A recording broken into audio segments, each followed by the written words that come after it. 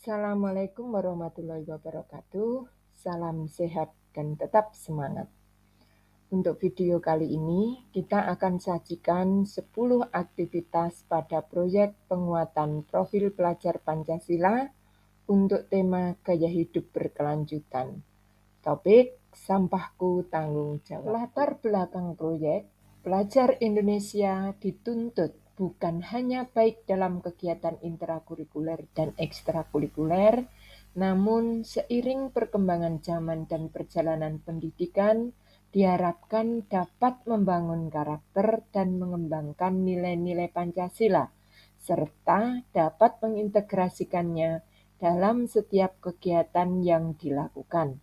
Dengan mengangkat tema gaya hidup berkelanjutan dalam proyek penguatan profil pelajar Pancasila yang merupakan salah satu dari 7 tema yang dirumuskan dalam naskah profil pelajar Pancasila dan topik sampahku tanggung jawabku, proyek ini dibuat agar dapat membentuk murid yang memiliki karakter Pancasila dan ketahanan diri yang kuat sesuai dengan keseimbangan olah rasa, olah pikir, olahraga, dan olah karsa, serta memiliki kepedulian terhadap lingkungan di sekitarnya untuk menjaga kelangsungan hidup umat manusia selanjutnya. Adapun tujuan proyek, yang pertama, murid memahami dampak dari aktivitas manusia, baik jangka pendek maupun jangka panjang, terhadap kelangsungan kehidupan di dunia maupun lingkungan sekitarnya.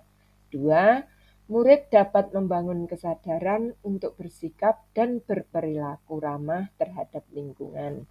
3. Murid memahami cara melakukan pengelolaan sampah di sekitarnya. Dan yang keempat, murid mencari jalan keluar untuk masalah lingkungan, untuk kelangsungan hidup dan kesehatan di masa depan. Relevansi proyek bagi sekolah bahwa sampah merupakan konsekuensi dari aktivitas manusia, di mana jumlah dan jenis sampah yang dihasilkan itu berbanding lurus dengan tingkat konsumsi barang atau material yang digunakan. Dalam kehidupan sehari-hari, sampah ada 2 jenis, yaitu sampah organik dan sampah anorganik. Penumpukan sampah yang tidak terkendali akan menyebabkan masalah lingkungan. Sebelum membuang sampah, sebaiknya dipilah, karena beberapa jenis sampah bisa diolah terlebih dahulu menjadi barang yang lebih bermanfaat. Kebiasaan memilah sampah sebaiknya dilakukan mulai dari lingkungan terdekat, yaitu lingkungan rumah, kemudian berlanjut ke lingkungan sekolah dan masyarakat.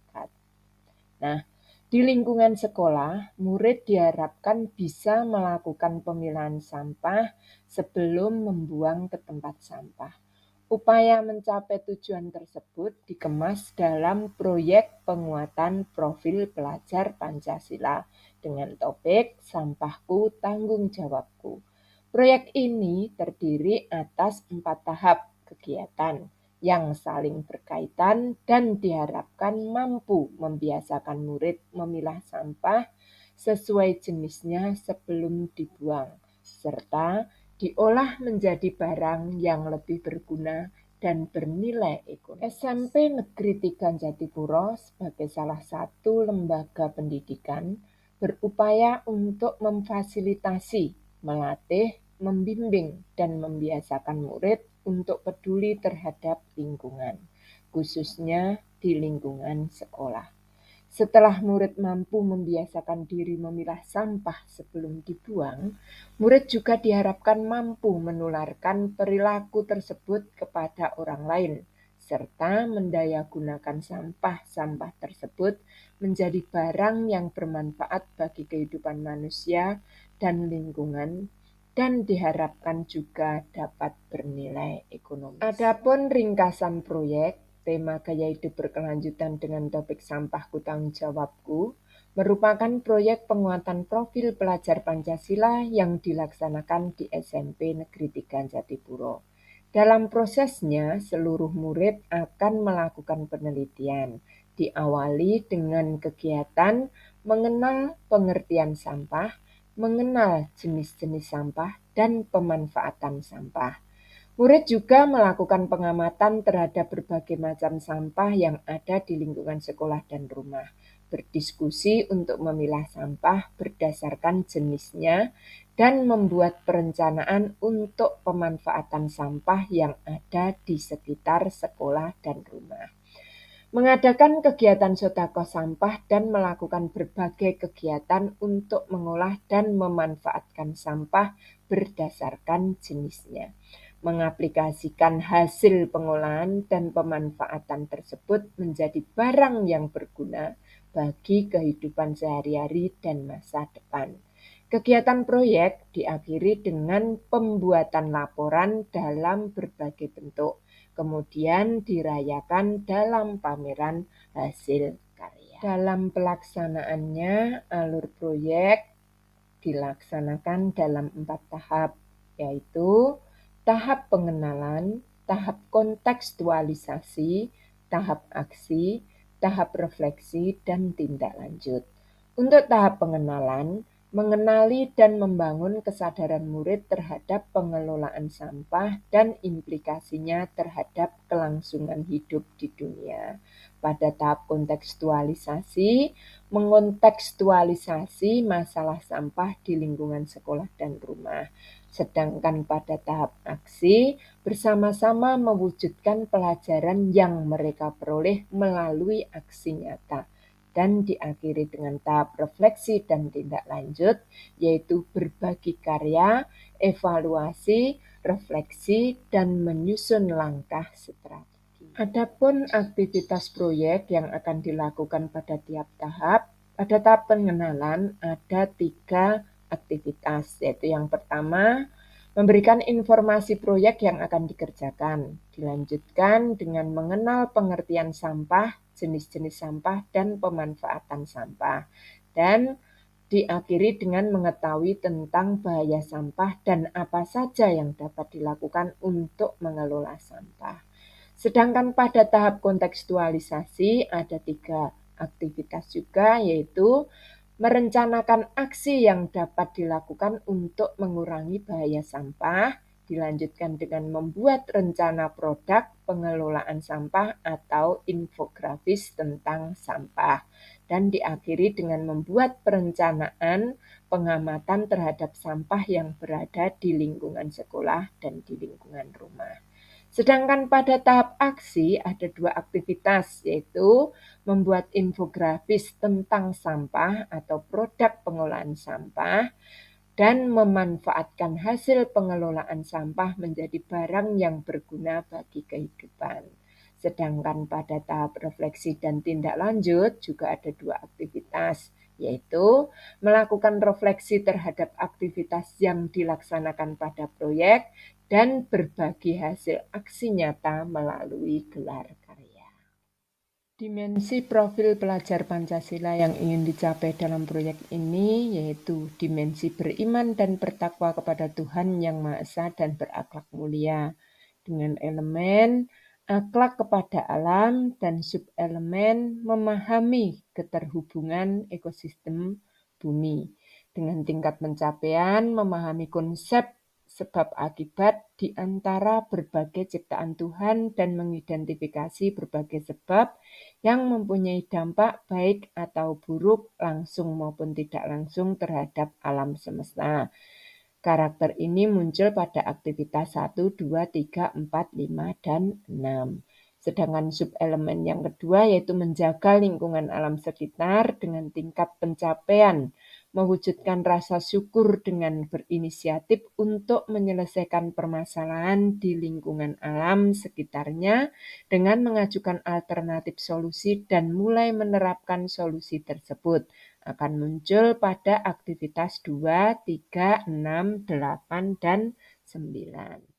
Untuk dimensi profil pelajar Pancasila yang kedua yaitu dimensi gotong royong dengan elemen kolaborasi. Subelemen yang pertama yaitu kerjasama dengan tingkat pencapaian, menyelaraskan tindakan sendiri dengan tindakan orang lain untuk melaksanakan kegiatan dan mencapai tujuan kelompok di lingkungan sekitar, serta memberi semangat kepada orang lain untuk bekerja efektif dan mencapai tujuan bersama. Nampak pada aktivitas 2, 3, 4, 5, 6, 7, dan 8. Subelemen yang kedua yaitu komunikasi untuk mencapai tujuan bersama dengan tingkat pencapaian, memahami informasi, gagasan, emosi, keterampilan, dan keprihatinan yang diungkapkan oleh orang lain menggunakan berbagai simbol dan media secara efektif, serta memanfaatkannya untuk meningkatkan kualitas hubungan interpersonal guna mencapai tujuan bersama. Ini muncul pada aktivitas 4, 5, 6, 7, 8, 9, 10.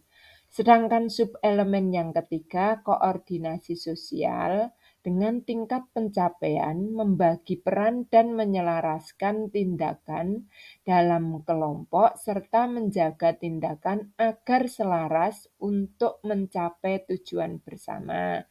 Nampak pada aktivitas 4, 5, 6, 7, dan 8. Sedangkan pada elemen kepedulian, yaitu pada subelemen tanggap terhadap lingkungan sosial dengan tingkat pencapaian, tanggap terhadap lingkungan sosial sesuai dengan tuntutan peran sosialnya dan berkontribusi sesuai dengan kebutuhan masyarakat. Ini nampak pada aktivitas 4, 5, 6, 7, dan 8. Dimensi profil pelajar Pancasila yang ketiga yaitu dimensi kreatif dengan elemen dan subelemen sama, yaitu memiliki keluasan berpikir dalam mencari alternatif solusi permasalahan. Tingkat pencapaiannya yaitu menghasilkan solusi alternatif dengan mengadaptasi berbagai gagasan dan umpan balik untuk menghadapi situasi dan permasalahan. Ini nampak pada aktivitas 4, 5, 6, 7, dan 8. Nah, pada pelaksanaan proyek akan diawali dengan tahap pengenalan, yaitu pada aktivitas yang pertama tentang informasi proyek. Pada tahap ini diawali dengan persiapan, yaitu guru menyiapkan soal awal proyek dan guru juga menyiapkan referensi proyek dapat berupa artikel atau video. Pada pelaksanaan proyek di kelas, guru bisa menjelaskan rangkaian kegiatan proyek yang akan dilakukan. Kemudian, guru membagikan soal awal proyek dan guru dilanjutkan dengan guru menayangkan video atau artikel tentang sampah.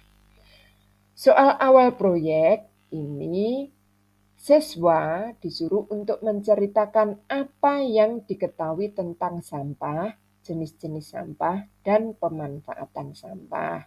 Nah, siswa dapat membaca dengan menggunakan referensi yang diberikan oleh guru, bisa berupa video ataupun artikel. Nah, kalau artikel, guru bisa menyiapkan link yang dapat digunakan untuk siswa mencari materi.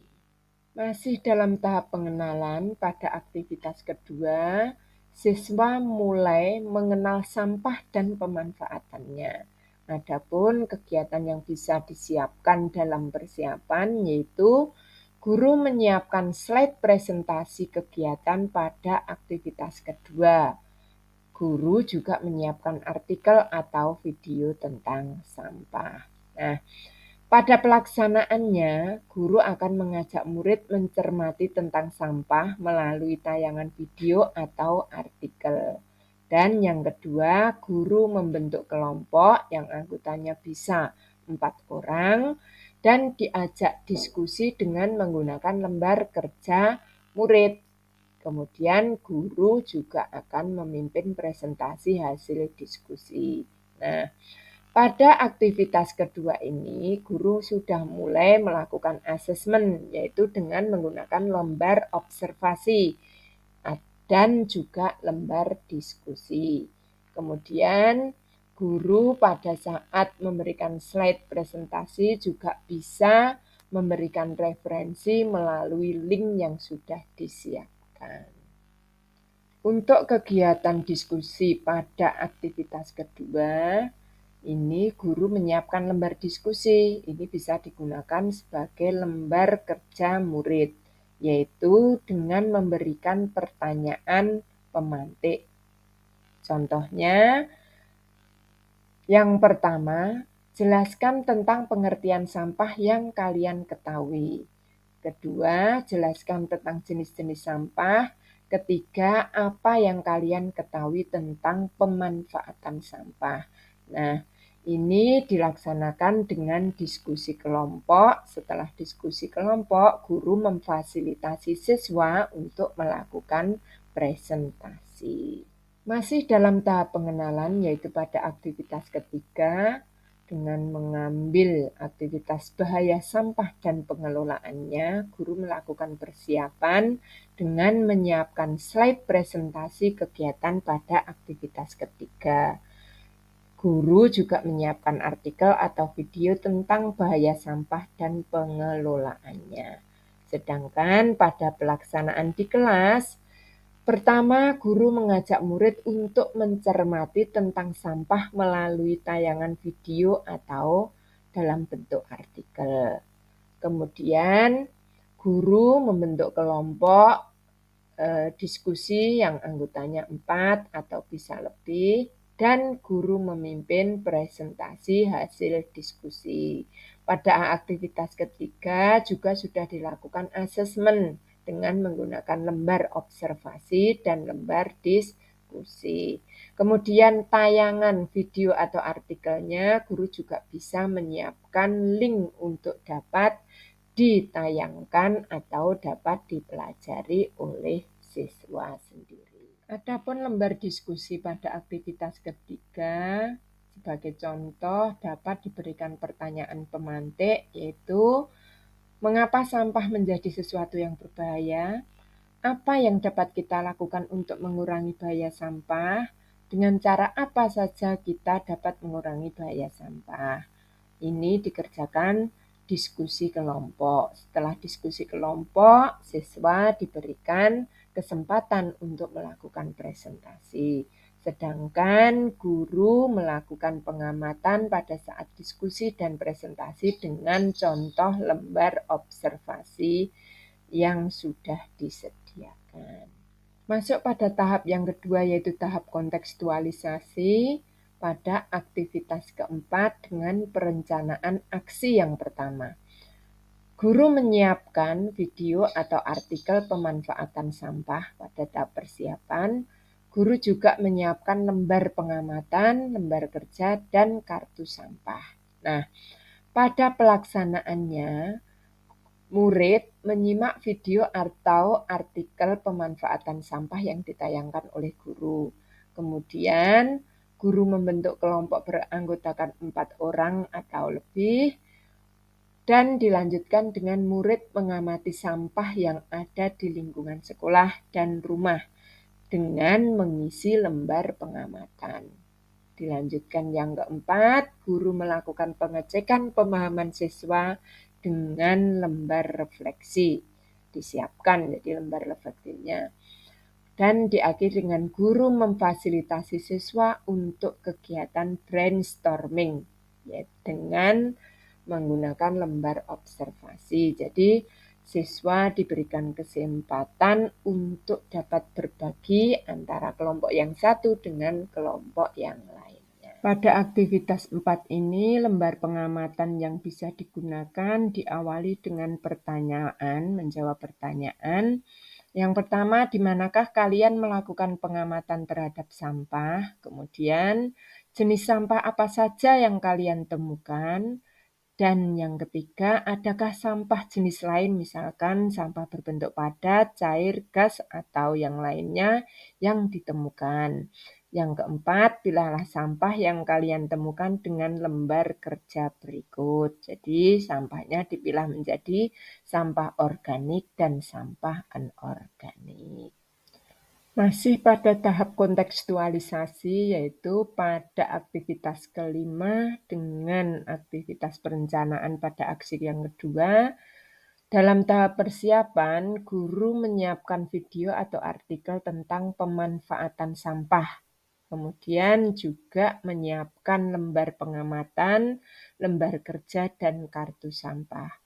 Pada pelaksanaannya, murid menyimak video atau artikel pemanfaatan sampah terlebih dahulu, kemudian guru memfasilitasi murid untuk melakukan diskusi terkait dengan pemanfaatan sampah di lingkungan sekolah dan di rumah dengan menggunakan lembar diskusi. Dan yang ketiga, setelah diskusi selesai, guru memimpin presentasi hasil diskusi kelompok.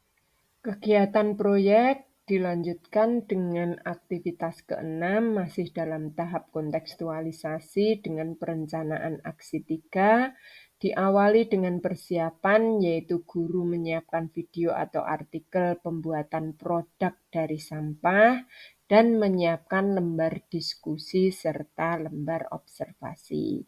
Pada pelaksanaan di kelas, murid menyimak video atau artikel produk dari sampah dan guru memfasilitasi murid untuk melakukan diskusi dalam perencanaan pembuatan produk dari sampah. Jadi dalam tahap perencanaan terlebih dahulu. Kemudian dari perencanaan produk tersebut dilakukan presentasi dari hasil diskusi kelompoknya.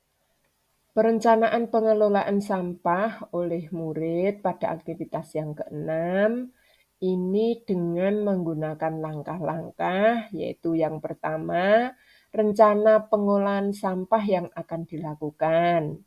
Kemudian yang kedua, alat dan bahan yang diperlukan. Ketiga, cara pengolahan sampah yang akan dilakukan. Dan yang keempat, tindak lanjut dari hasil pengolahan. Ini tidak pokok, bisa dikembangkan sendiri oleh siswa. Kegiatan selanjutnya kita masuk di tahap aksi, mulai dari aktivitas yang ketujuh, yaitu pembuatan produk dari sampah yang pertama. Persiapan yang perlu dilakukan oleh guru, yaitu guru menyiapkan video atau artikel pembuatan infografis. Kemudian menyiapkan lembar kerja dan lembar pengamatan. Pada pelaksanaan di kelas, guru meminta murid mencermati video tentang infografis. Selanjutnya, murid bersama kelompoknya menentukan poin-poin apa yang akan dituangkan pada infografis.